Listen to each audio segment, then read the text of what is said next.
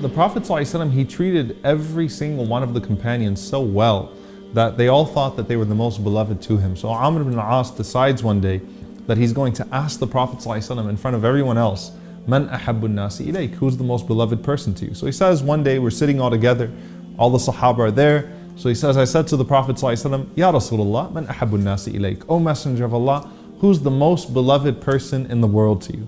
And it's like, come on, like tell him. You know, I know it's me, so go ahead and tell him. So Rasulullah ﷺ says, well, if you're asking, Aisha radiallahu anha.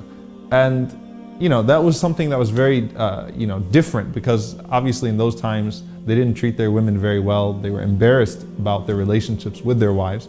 The Prophet ﷺ said, I love my wife more than anyone else. Particularly, he mentioned Aisha radiallahu anha. He said, no, I mean from the men. Like, I mean, come on, we can talk about wives later. Let's talk about the men. So Rasulullah ﷺ said, Abuha, her father. He didn't say Abu Bakr radiallahu anhu. He said her father, still connecting Abu Bakr to her. Then Amr ibn al-As radiallahu anhu said, then who? He said, then Omar. Then Amr ibn al-As said, you know what, I just stopped asking because I was afraid that the Prophet ﷺ would never say my name. So Aisha radiallahu anha was that woman that was the most beloved to the Prophet ﷺ. The Prophet Muhammad ﷺ said that the blessing of Aisha compared to the other women is like the blessing of tharid compared to other types of food.